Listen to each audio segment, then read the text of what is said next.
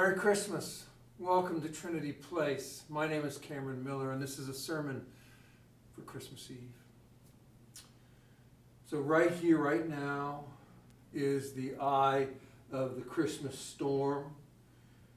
I love it when we get to Christmas Eve and we get to be here. Here's what I mean. According to the Pew Research, 96% of Americans celebrate Christmas. Not 96% of Christians, but 96% of people, whether or not they feel any affinity with the religion, or any religion for that matter.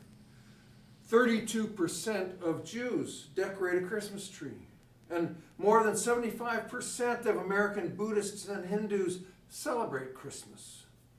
So less than half of those who observe Christmas see it as primarily a religious event, or their religious event. I love that we still have something that so many people in the culture share, a sort of common ritual of a kind.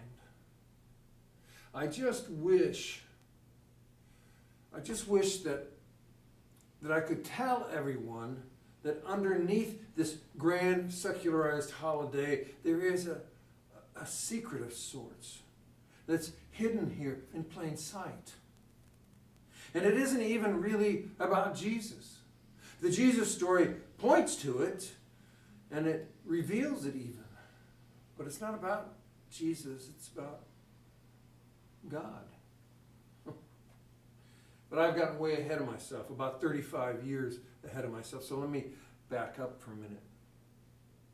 When I was a new dad, I would marvel that my parents or Katie's mom would say that they couldn't remember something that we would ask them about when we were small children. Perhaps we were trying to fill the gaps of our knowledge as new parents, I don't know. But sometimes, about some things, they would say they couldn't remember. And I can remember thinking to myself, how could you forget something like that? As a new parent, I thought I'd remember everything, but zoom 30 years later, and what I don't remember would fill an ocean. But there is something I do remember, and it's lodged in my brain like a knot in wood. In part, perhaps because I had a refresher with my grandsons within the last few years.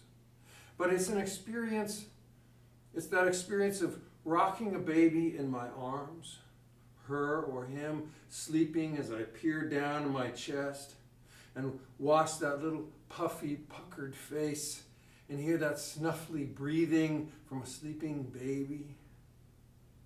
A baby's presence is powerful. Whether it's quiet like that or screaming, the presence of a baby demands that attention must be paid. But in those afternoons or late at night, rocking the baby back and forth, and softly singing sometimes, pretty soon that baby's presence, that powerful presence, would pull me in. Now you may remember what that feels like when you become present only in that moment, only in that time, only on that spot. All else gets obliterated, even if only for a moment. Being totally present in that moment. There are many ways that can happen, that total presence. Another less idyllic example or version, one I may have mentioned before, was when I was a chaplain intern in New England Deaconess Hospital. For several weeks that summer, I was called upon to sit with a young man who was about my age at the time, who had been burned over much of his body. He was in some kind of hyperbaric oxygen treatment. And he couldn't talk well. Only a few words here or there.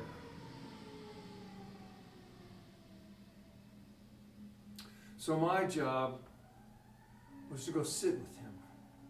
Just sit with him for a while every day. Just to be present. He was in agony, of course.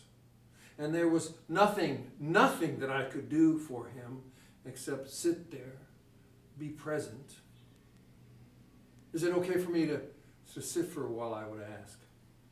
And he would gesture the best he could in a way that welcomed me to do so. Well, rocking a baby pulled me into simple presence. I had to work at being present to this young man that I sat with. The baby too, if I'm honest, it isn't easy any time or in any way to simply be with someone and do nothing. Random thoughts begin to cloud the brain, call to us about things done and left undone, and rain down emotions that splatter and wiggle and writhe. But learning to simply be present, to be present in the presence of suffering, or even when we are just tired or anxious or otherwise distracted, any of that takes a lot of effort and discipline and practice. Simple presence, being present with us, is what Christmas is about. If Christmas was a book title, its subtitle would be God Makes It In. The story of Christmas, God makes it in. Did you ever have the experience of God slipping into your grief? Did that ever happen to you? Maybe it did and you didn't think about it as God. And maybe it didn't even feel good at the time, but you look back now and are grateful for it. I'm talking about a dark moment of loss, or a shattering moment of powerlessness, or a moment of so anxious you wanted to just jump out of your skin. Those kinds of moments I'm talking about. And in such moments, when you don't think that you can take it anymore, something or someone happens. And you realize you can take it. And you realize you have taken it. And then there is some kind of way forward.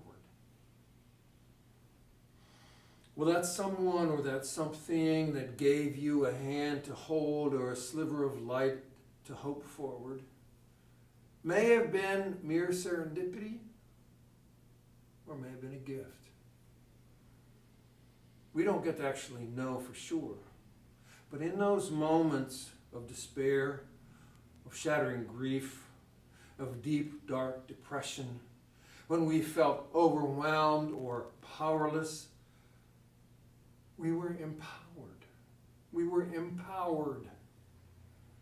We were given something or felt something or heard something that moved us. Something entered into the darkness and empowered us.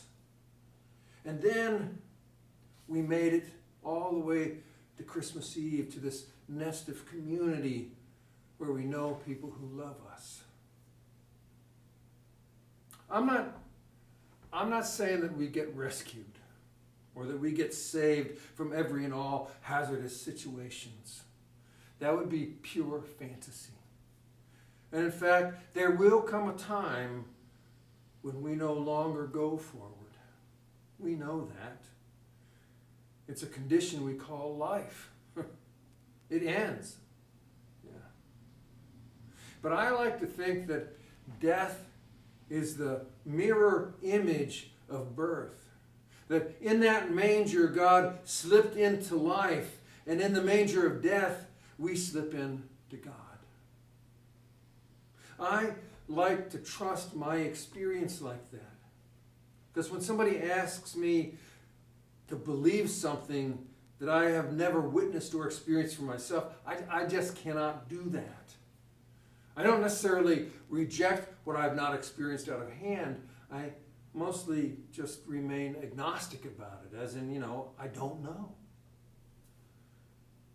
But so far in my life, my experience is that God slips in somehow, sometime, some way.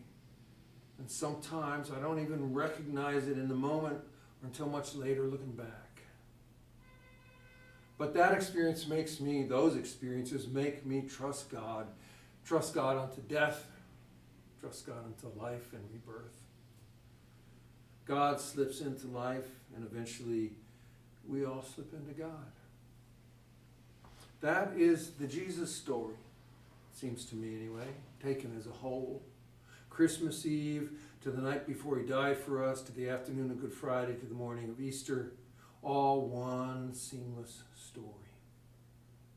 There's even an Episcopal prayer that says something like that, from the hard wood of the manger to the rough wood of the cross or something. Anyway, God slips into life to be present with us, even if there's nothing to be done to change our situation. And we know, as the saying goes, the difference between pain and suffering is that suffering is pain endured in isolation. When we endure pain all by ourselves and let no one know or have nobody to know, then the pain grows into suffering. And it's almost miraculous what a difference it makes to open the door of our pain so that people who care about us can come in and be with us. Like I said, in the moment it may not jump out at us, but over the length of days or looking back, we will see and we will know what a difference it made to have someone present with us, to not be enduring our pain in isolation. Now, I do not for a minute believe that God was absent before Jesus was born and died. But in that story, a story that was given to us, we have it revealed. Our eyes were opened in a new way, and we could see something that was always there. God is with us. And God's presence with us is so pervasive in this life that when we experience it, and even when we don't, its pervasiveness causes me to imagine that there cannot be a time, nor a place, nor a realm, nor an orbit, nor a dimension, nor a black hole, nor a death, where God is not also present. God slips into life, and we slip into God. Merry Christmas. Peace be with you.